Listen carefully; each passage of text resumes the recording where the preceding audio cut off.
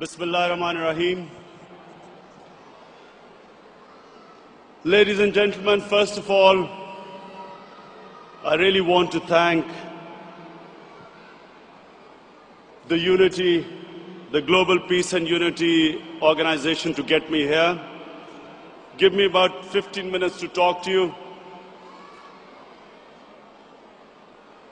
The most important thing, the point I want to make tonight is this, that it is extremely important for Muslims to be able to convey to people living in Western countries that there is no correlation between Islam and terrorism.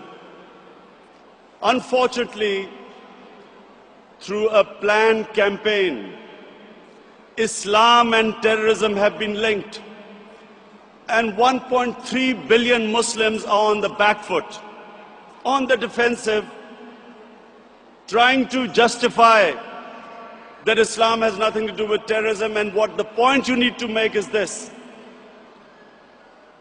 that according to the Holy Quran, 124,000 messengers of God were sent on earth, all of them with one message.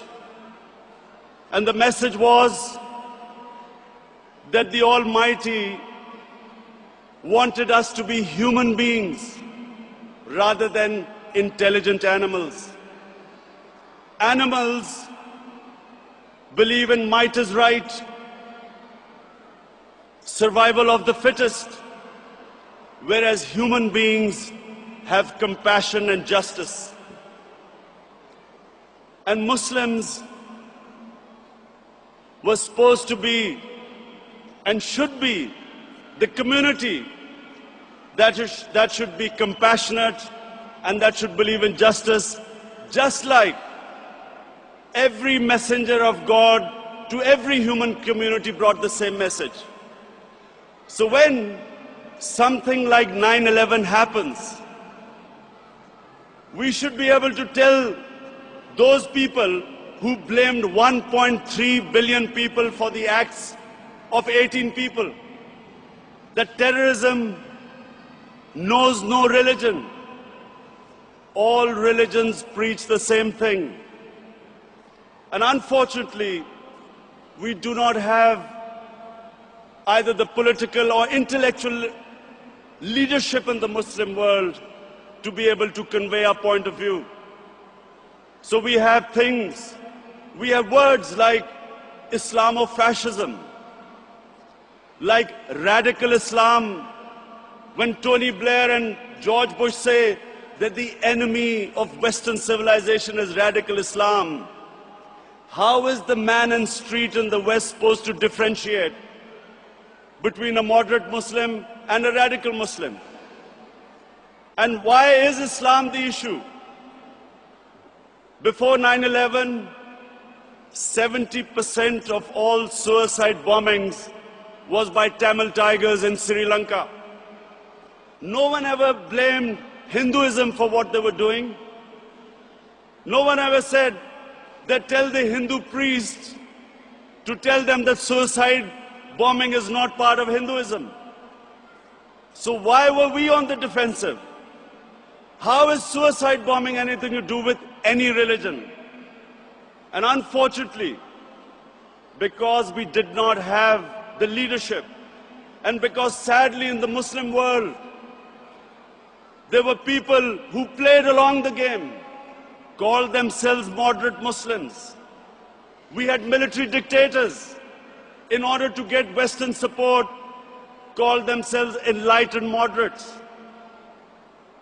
perpetuating this image that perhaps it's something to do with Islam or radical Islam. All human communities have moderates, have liberals, have conservatives, and have fanatics.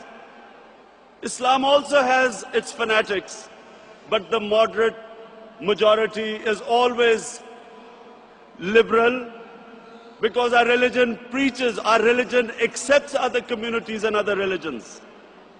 We all know that Islam believes in plurality. Muslims have lived with other religions. We have lived with Hindus, we have lived with Buddhists, we have lived with Jews, Christians.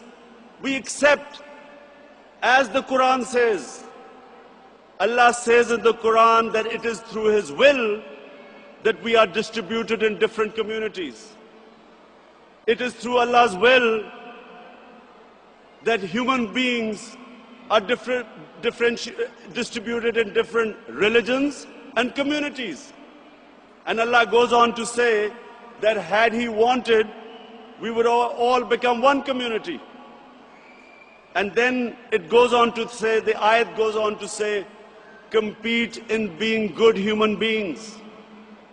So we have a religion which preaches plurality. We accept other religions. Nowhere does Allah tell us to convert everyone to one monoculture or mono-religion. And all we are asked is to be better human beings, compete in being better human beings.